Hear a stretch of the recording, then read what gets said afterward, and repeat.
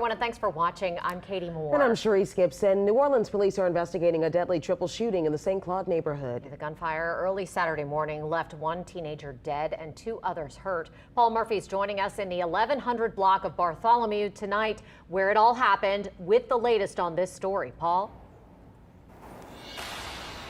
Yeah, Cherise, Katie, neighbors here on Bartholomew Street tell us that the newly built double where shots rang out this weekend is an unpermitted short-term rental, and they say somehow teenagers were able to rent it for what neighbors described as an unsupervised house party. I moved out of my old neighborhood in the Marigny because I didn't know my neighbors anymore. I moved to this neighborhood so I could know my neighbors again. This St. Claude neighbor who did not want to be identified heard gunshots early Saturday morning in the 1100 block of Bartholomew Street.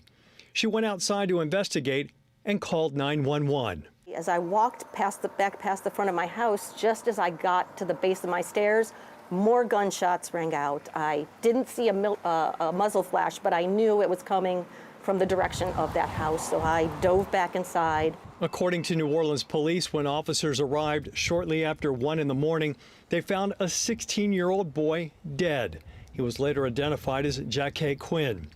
Two others, a 15-year-old girl and a 17-year-old boy, were also injured. As other police arrived, people started coming out of the house and just scattering. I'm not sure how many because I was backed up because it was turning into chaos.